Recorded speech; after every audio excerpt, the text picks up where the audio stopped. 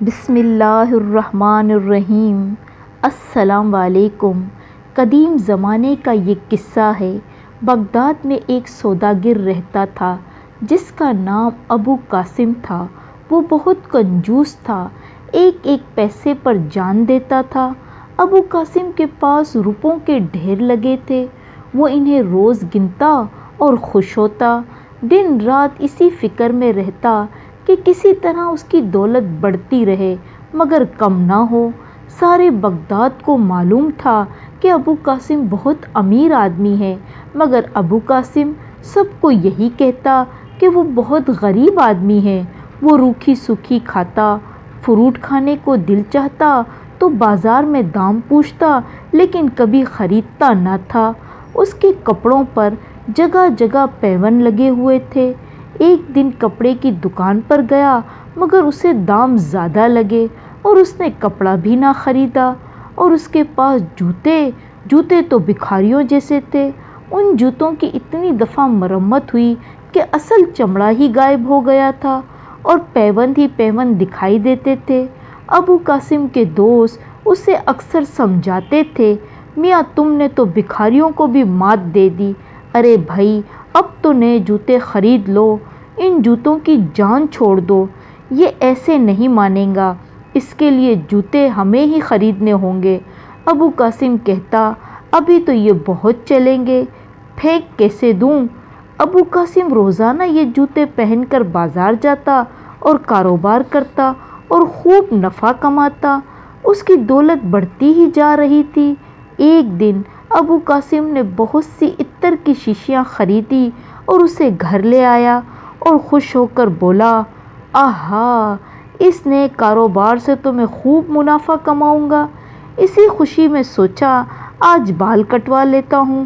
وہ حجام کے پاس گیا اور سر جھکا کر بال کٹوانے لگا۔ برابر میں ایک کوتوالی بھی بال کٹوا رہا تھا۔ جب ابو قاسم کے بال کٹ گئے وہ جانے لگا تو جس جگہ اس نے جوتے اتارے تھے وہاں نئے جوتے پڑے تھے۔ وہ سمجھا دوستوں نے کہا تھا سو وہ میرے لیے نئے جوتے رکھ کر چلے گئے۔ اس نے وہ جوتے پہنے اور گھر کی طرف روانہ ہوا۔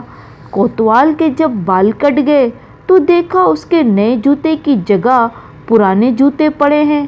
اس نے پوچھا تو حجام نے کہا، جناب آپ کے جوتے ابو قاسم پہن گیا۔ کوتوال اس کے گھر پہنچا اور جوتے چوری کرنے پر ابو قاسم پر 500 درہم کا جرمانہ کر دیا اور اس کی خوب پٹائی بھی کی۔ ابو قاسم نے سوچا یہ جوتے اب منحوس ہو چکے ہیں، اس کی وجہ سے آج میں مشکل میں پڑ گیا۔ اس نے وہ جوتے دریا میں پھینک دیے۔ دریا کے پاس اس شہر کا ایک دولت مند مچھیرا بیٹھا تھا۔ اس نے اسے دریا میں جوتے پھینکتے دیکھ لیا۔ وہ قاضی کے پاس گیا اور فیصلہ کروایا کہ اس نے دریا کا پانی گندا کر دیا اور اس دریا کا پانی سارا شہر استعمال کرتا ہے۔ قاضی نے فیصلہ کیا کہ ابو قاسم پر 1,00,000 درہم جرمانہ عائد کیا جاتا ہے اور سمندر سے جو ماہی گیر جوتا تلاش کریں گے ان کے پیسے بھی ابو قاسم ہی ادا کرے گا۔ پھر ابو قاسم نے سوچا میں اس مصیبت زدہ جوتے کو زمین میں ڈال دیتا ہوں۔ جب وہ ان جوتوں کو زمین میں ڈال رہا تھا تو بادشاہ کی سواری وہاں سے گزری۔ بادشاہ نے ابو قاسم کو بلا کر کہا، زمین میں کیا چھپا رہے ہو؟ ابو قاسم نے کہا، کچھ نہیں، بس اپنے جوتے ڈال رہا تھا۔ بادشاہ نے کہا، زمین میں بھی بھلا اپنے جوتے کوئی چھپاتا ہے؟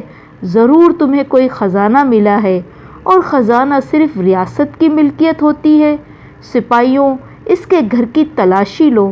جب گھر کی تلاشی لی تو بے شمار روپیہ پیسہ اور سونے چاندی برآمد ہوئے۔ ابو قاسم چلاتا رہا، بادشاہ سلامت، یہ میرا اپنا پیسہ ہے۔ بادشاہ نے کہا، تمہارا حلیہ بھکاریوں جیسا، پہننے کو تمہارے پاس جوتے نہیں اور یہ پیسہ تمہارا ہے؟ سپاہیوں سارا پیسہ تحویل میں لے لو۔ ابو قاسم نے اللہ سے توبہ کی، اے اللہ مجھے معاف کر دے، تو نے مجھے اتنی دولت دی لیکن میں نے کبھی پیٹ بھر کر کھانا تک نہ کھایا۔ ضرورت کی چیزوں تک کو نہ خریدا۔ آج میں سچ مچ کا غریب ہو گیا ہوں اور کنجوسی کا انجام میں نے دیکھ لیا۔ اگر آپ ہمارے چینل پر نئے ہیں تو پلیز لائک اور سبسکرائب لازمی کیجیے گا تاکہ دلچسپ کہانیاں آپ کو بر وقت ملتی رہیں۔ ملتے ہیں ایک نئی کہانی کے ساتھ۔ اللہ حافظ۔